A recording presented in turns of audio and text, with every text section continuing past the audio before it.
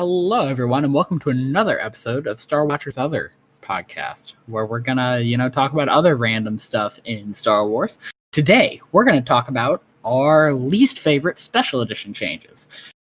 With me today, I have Dean and Riv. If you guys want to say hey. Hey. Hey! This is where it gets good. So, let's get right into this. Let's go just start spitballing things. What's your guys' least favorite changes? Well, I think Riv and I have the same one. Mm-hmm. It is. All right. No. That's the worst thing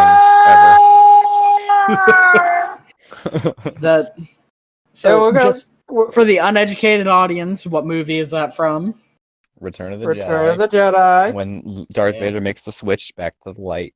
It's internal, not external. Doesn't need to say anything. It doesn't need to say no. Yeah, seriously, if he said any dialogue, why would you choose no? Because the episode 3 parallel? Right. People made jokes of it back then. Yeah, I'm not on that one. I really hate in episode 4 when they add in all the dewbacks. It's just unnecessary. Yeah, it sucks because the original dewback puppets, while limited motion, they looked pretty good. They did. Great. When they entered, since I saw the special editions for the original when I was a kid, the dewback in Tatooine looks great. The one near the bar, or am I wrong? Oh yeah. He's there when I finally got to watch the despecialized, I was like, oh my god, that thing's in the original. I was like, holy shit. Did you guys like the way that they changed Jabba?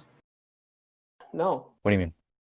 Well, because Jabba was originally a dude. I'm talking, this isn't necessarily special edition, but just in general. Oh, that scene. I think adding the scene was pointless. It was cool to see, but yeah. Well, it's one of those things where it should have just been left as a raw, deleted scene. Like, you're literally replacing an actor who I think was dead by the time the special editions came out. Yeah. It's just like, you're really erasing him from history. Because I don't even think the raw, deleted scene is on special features anymore, if I'm remembering right. Well, you can find it, obviously, but I don't think they even put it up anywhere. Other terrible changes that they made. Well, did we even say what the special edition is? Yeah, I think most people know that it's the re-releases of the film for 1997. The only person who doesn't know is Ben. Yeah, 1997 re-release. And 2004, yeah. And 2019 with McClunky. Oh, and 2012 with the Blu-rays, I forgot. Yeah. Yeah. Can we talk about the CGI rock they put in front of R2-D2 in episode 4? Oh, yeah. The strangest part is the bad. rock. It's a really good render. Like, it looks like a real rock, but the question is, how the hell did he get in there and how does he get out? Yeah. I do like the changes to Cloud City, obviously. Oh yeah, I think everyone agrees. Okay. Those are fine. Yeah. And the CG additions to the dogfight over the Death Star, I think everyone thinks they're pretty good. A lot of the shots do hold up from the original version. That they didn't need to be replaced, but stuff we got definitely more energetic. Yeah. I like the change to the medal ceremony at the end of episode 4. Oh, with the cardboard cutout being replaced. That and the fact that they added a lot more people.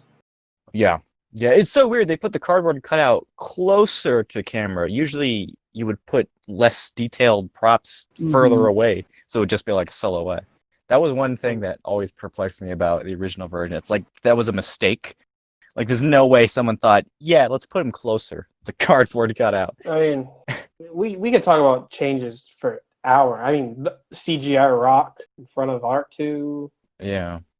A lot of line changes that are pointless. Oh, let's talk about Obi-Wan's changing scream. First off, it was a crate dragon. No, the new one is not. You're thinking of the 2004, because the original was a crate dragon call. It was like, and then 2004 was like, and then the new one, It's like Yabba Dabba Doo Flintstones over here. Yeah. I don't like that they felt the need to add Boba Fett to episode 4. Awful. Awful. Truly And it's terrible. even worse scene. because... And then the Return of the Jedi one, where they just keep interspacing Boba into every scene in Jabba's palace. Why? Because he's cool. Because he's Boba Fett. He doesn't need to be in every scene.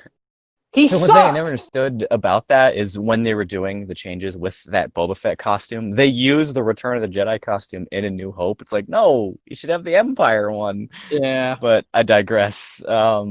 By far, the strangest thing they never, ever fix, because a lot of these are, cleaning up blue screen, fixing certain elements that were lacking due to the limits at the time. The one thing they never fixed that always perplexed me is when Leia in disguise, when she pulls out the thermal detonator, Boba Fett pulls up his gun, and it's flipped. His antenna's on the wrong side, and they never, ever fixed it in any release. You had four separate chances to fix it, and they never flipped that shot. Why was it flipped to begin with? Was it because the set was wrong or something, continuity, and they just made it worse? I never understood that. I never got it. I don't like... never mind. I do like that they made the Stormtrooper go bonk when he hits his head. I think everyone loves that. Everyone loves that. How do you guys feel about Jedi Rocks? Lofty Neck is better. Yes, it's such a better song. And plus, you don't have cartoon characters screaming in your face. Yeah, you don't got a CGI monkey. Ah! Also, yet again, another thing they could have fixed. The 1997 edition put the Jedi Rocks in there with the little cockroach man running up to the camera. In every subsequent release, his footsteps have been out of sync, and they never fix it. Is annoying. That is. He runs up to the camera and they're so out of sync. It's like, how did they miss that? Did Ben Burt take a day? This is all just proof that the OT is the worst Star Wars trilogy. No, you're stupid and dumb. Another episode. Oh man, how do you like the replacing of Yub Nub? I like the new song, but prefer Yub Nub. Nub. It's just it's Yub Nub. I prefer Victory Celebration. I don't. But I do not like that Yub Nub is pretty much... It's one of those double-edged swords. Like, I love Victory Celebration, but I don't like that Yub Nub was pretty much wiped from existence. Exactly. Yeah, it's one of those pick your poison type things. Yub Nub dirty. Let's talk about line changes. Let's talk about, you're lucky, get out of there, to, you're lucky you don't taste very good. I thought it was the other way around. I thought it was first, you're lucky you don't taste very good. Oh, yeah, sorry, I flipped it. I tried to make it better because the original line's better. Yeah, Red Letter Dementia. Another one. It was it's all right. Oh, what was it? The Han line in 6. I'm blanking on it. It's all right. It's okay. I can see a lot better. Yeah. And then what was the original line? It's okay. Trust me. That's such a better line. That's so that's such a Han Solo thing to say. How about Riv? We have the worst line change though. We're not. We gotta save that for last. We have to save that for last. No. I hate that line. That's it's like the equivalent of changing the "Hey, it's me" to "I'm Han Solo. I'm a troublemaker." Bye. It's just irritating. Yeah, it goes from being a line to just literal. It's like speech to text translation of another language where it's too literal and doesn't make sense. So I can see a lot better. Like, why would you change that?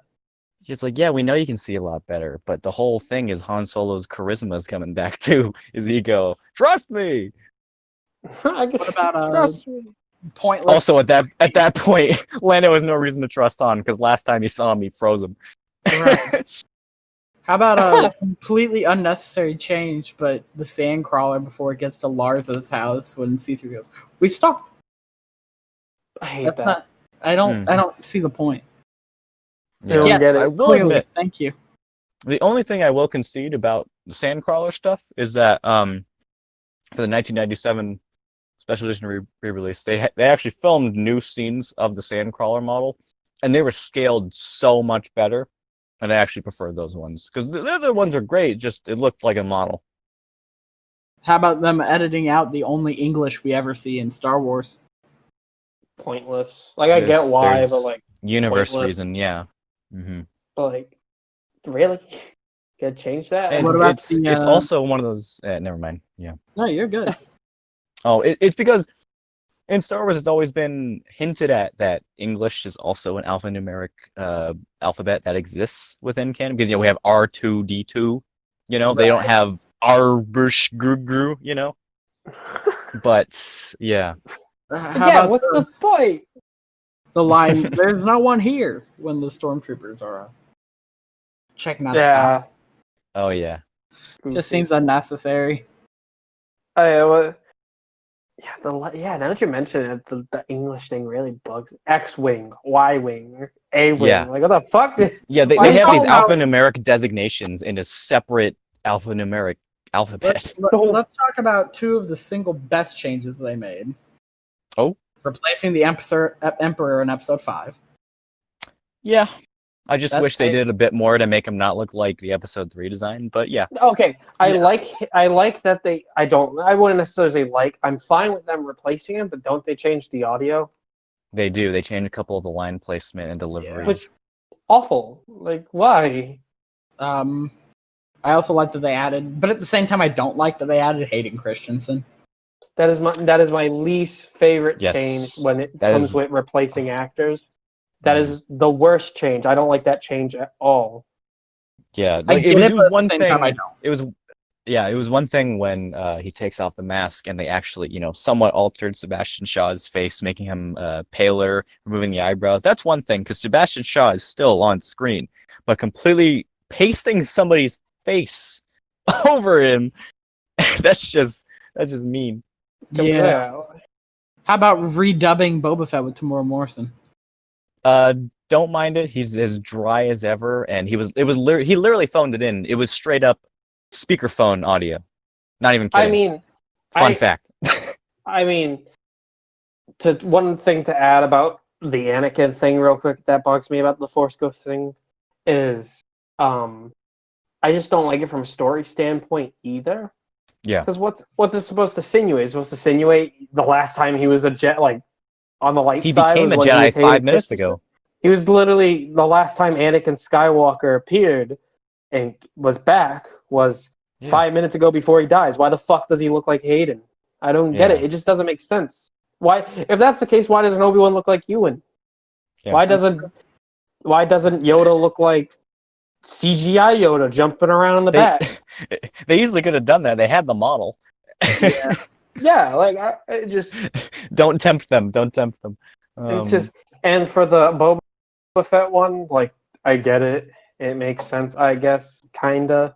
But, like, even then, I kind of like his original voice more just because he sounds more like a dork. Because Boba Fett, and again, sucks. Mm-hmm. He sounds like a try-hard gunslinger in the original. He's no good to me, dead. It's like he's trying to be a Clint Eastwood, but he's, like, clearly Australian or something. Yeah. How do you guys like, we are free? I hate it! Here's the thing. Oh, no. Don't mind it. It's already... The fact that we're already seeing Naboo, whatever. One thing I do like about how they actually added on to additions from later editions, like with the Jabba, the CG not looking like a pile of Play-Doh in the 2004 release. In 97, when they showed Coruscant, it just, had a couple skyscrapers. It was what they had at the time. And then eventually they added the Senate building and the Jedi Temple in the background. I like that. That's neat. Yeah, I do too. I felt like that was a good bit of world building. Yeah. Figured, might as well. We had the model. Just put it. Throw it in there. Yeah. It makes sense. Oh, God. Oh, let's talk about one thing that was actually retracted from subsequent releases. In 1997, the original special edition for Empire Strikes Back, when Luke jumps off in Cloud City, for some reason, I have no idea why, maybe they were drunk, they added the Emperor's Scream looped as Luke fell. For no reason. And it was a really bad loop. It was like a record loop. It was like... That always confused me as a kid, because, like I said, I saw the special editions first, and then I finally got to see the originals a few years later. I was always like, that don't sound like Luke Skywalker. That sounds like the Emperor in the following. Thank God they realized that was stupid and they fixed it. Yeah. I always liked the point of him jumping off and not making a sound. Yeah. As so much better because it's so much more powerful that he's like, yeah, I'm just gonna jump off. Like it's straight up out of spite. There's no fear. It's all spiteful out of Vader. It's like, you can't have me. Yeah, like at the end, he still wins by just not letting Vader have it. Mm-hmm. I don't know. Vader. I feel like as we wind this down here. Well, Jimmy also hates Luke, so he doesn't care about it. No, I don't hate Luke. We have one more that Riv and I have been saving for the end. Oh, please hit it. Hit me with it. All right, Dean, hit it, Johnny. All right. In the original version of Empire Strikes Back, after losing to his only family, Vader emerges and says, "Bring my shuttle." And then, for some reason, in 2004, James Earl Jones was coaxed out of his apartment, probably with some sort of candy, to get into the recording booth to say, "Alert my Star Destroyer to prepare for my arrival." It was such a clunky and long line, they actually had to change the music to make it slower.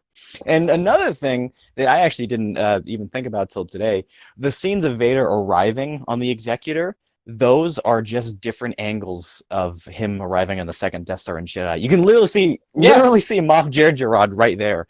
It's literally just that. Why? Yeah, it's Why pointless. change that? It's the most pointless shit. The original one, so much better. He just lost his only family, and he just said, and he's pissed. "Bring my shuttle." He's fucking mad. The line delivery is so solid. James Earl Jones gives that low-ass yell, like, not yell, but low-ass just, it hits so much. Mm-hmm. It's just those last 20 minutes of Empires pace so well, but that long line delivery and him coming aboard the Star Destroyer, it just stops it dead. It doesn't feel like a chase. So it's just they left. We're good. We're there now. Yeah. We've discussed the special edition changes. Overall, do you guys mind special editions as a whole? Do you think they're okay? I hate them. You know, I'm just going to say what everyone else says. I don't mind them existing. I'm just not a fan of not having access to the originals at all. Like, they never existed. My thing is, I hate them, obviously. I hate most, if not every change. I just think it ruins. Other than cleaning up of effects, of course. Like, but even then, like, who cares? Like, it's 1977. I don't care. Yeah. If they were around, like, I'm fine. And even then, because there's other movies that do. George Lucas has done it before with THX. Yeah. The original THX, he added CGI monkeys and shit, I think. Yeah. Mm-hmm. Like, all right, he's changed shit before. Other movies have changed shit before. Ghost in the Shell has an entire CGI remake of the movie. That's how much they change shit in movies, which is fine, I guess. It's one of those strange things. Like, you have director's cuts that are separate on the disc. That's the thing. Why can't you just do that?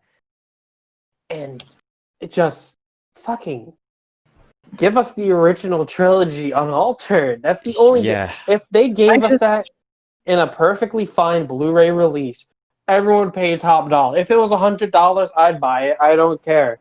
But after every countless release, what's the only release of the original trilogy we got? That one DVD release? Yeah, it was a double bill with the special edition and another disc of the original unaltered, but it was a scan of the laser disc with image smearing because Laserdisc isn't up to par with DVD. Didn't it have like screen tearing and stuff?